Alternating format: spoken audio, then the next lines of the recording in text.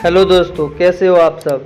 मेरे इस YouTube channel study setup 8.1 में आप सभी का स्वागत है। तो दोस्तों, आज हम लोग झारखंड सीजीएल की बात करने वाले हैं।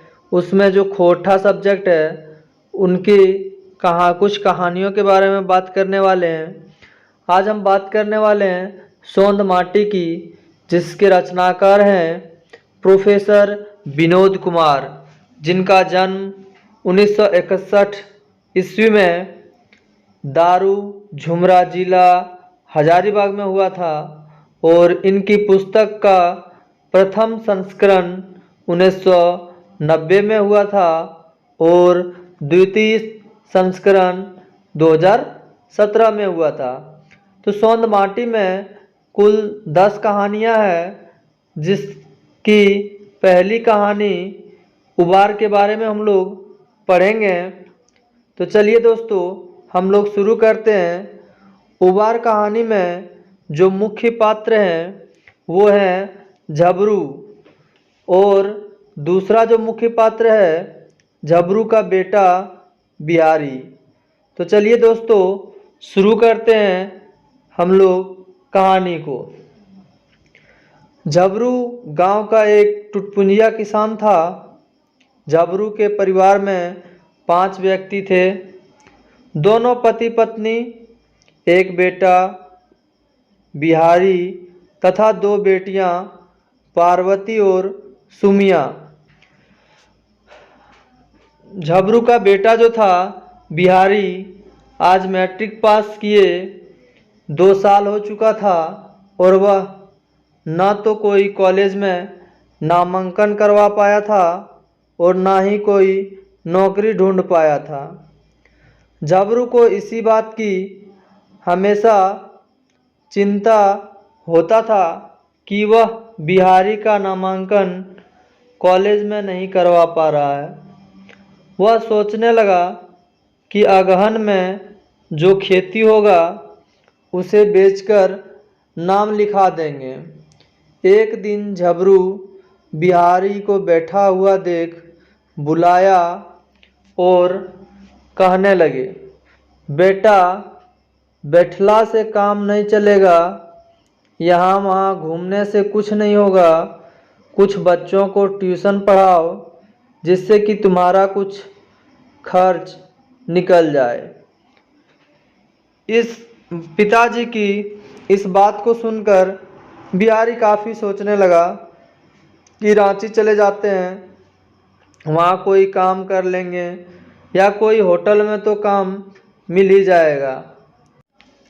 इस वर्ष झबरू का किस्मत अच्छा था। आलू की फसल ऐसा उपजा कि सभी परिवार के मन उल्लास भर गया।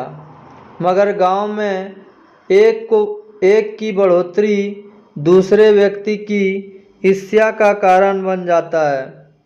सभी गांव में कोई न कोई व्यक्ति जलनशील होते हैं। वही बात झबरू के गांव में भी था। कई लोग इसकी अच्छी उपज को देख नहीं पा रहे थे। एक दिन झबरू गांव में किसी व्यक्ति के बेटे के छठी में गया था। वहां उन्हें गणेश बाबू और महेश बाबू मिलते हैं। वे लोग बोलने लगते हैं कि का हो झबरू, अब की बार आलू की उपज तोहर किस्मत बदल दिल को ने। बोलने लगे कि झबरू अब झबरू नाय रह गएल, अब ये झबरू बाबू बन गएल। झबरू बोला, नहीं दादा, ऐसा कोई बात नहीं है, हम एक किसान थे और रहेंगे भी। फिर वे लोग बोलने लगे कि तुम किस्मत वाले व्यक्ति हो, तुम्हारा बेटा बिहारी पढ़ने लिखने में भी बहुत तेज है। ऐसा लड़का पूरे गांव में नहीं है, किसी से झगड़ा भी नहीं करता है, एकदम सीधा साधा है। गणेश बोलने लगा, झबरू, तुम अपना खेती बेचकर अपना बेटा के मैट्रिक पास कराया, पर तुमको क्या मिला? तुम्हारा यही धंधा रहा तो तुम भिखमंगा बन जाएगा। गोईठा में घी सूखना बंद करो। यदि आगे और पढ़ाओगे तो घर का खपड़ा सहित बिक जाएगा।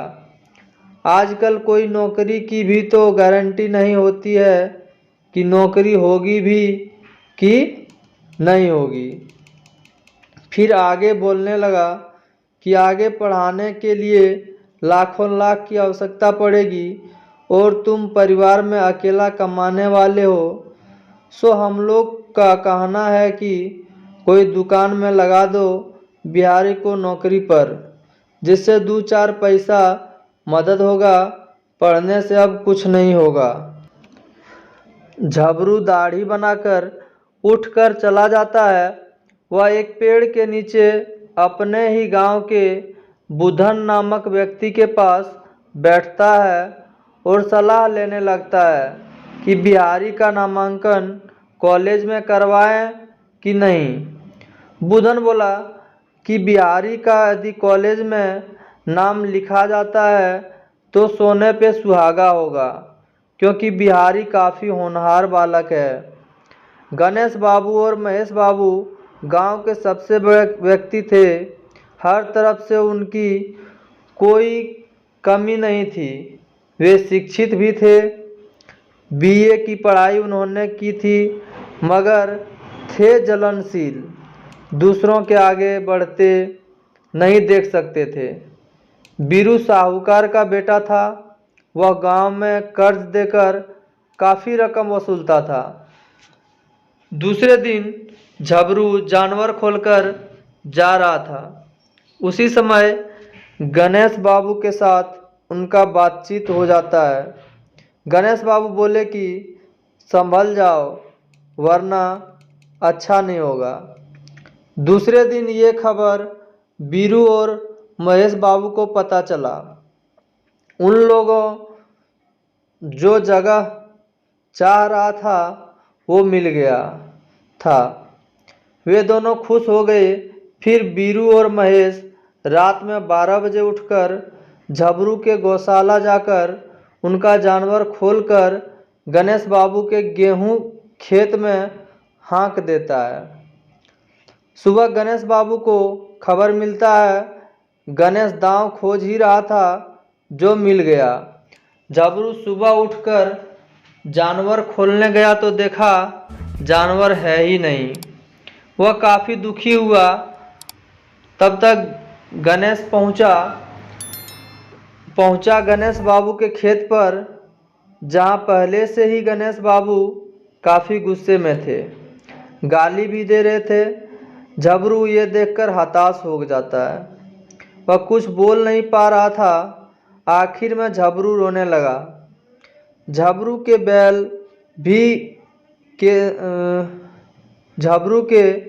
बैल कौजी हाउस चला गया।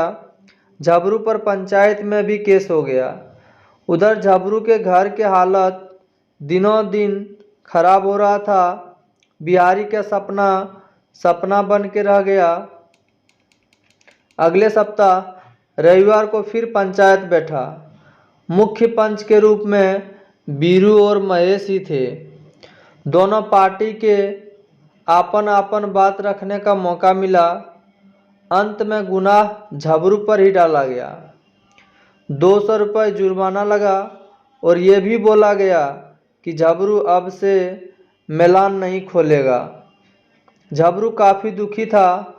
वह मन ही मन भगवान को कोस रहा था।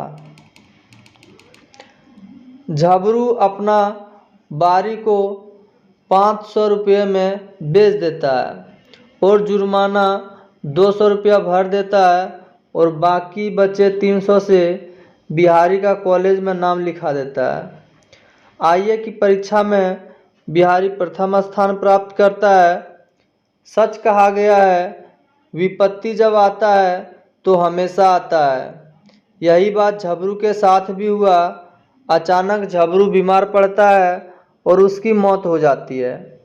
फिर उसकी माँ गले की हौसली बेचकर बिहारी को बीए करवाती है। उसी वर्ष बिहारी का चयन पुलिस इंस्पेक्टर में हो जाता है। बिहारी अपने पिता को खोने के दुख में रोता भी है।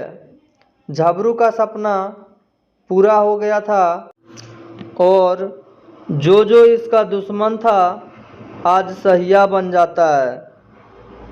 कहानी अब समाप्त हो गई है।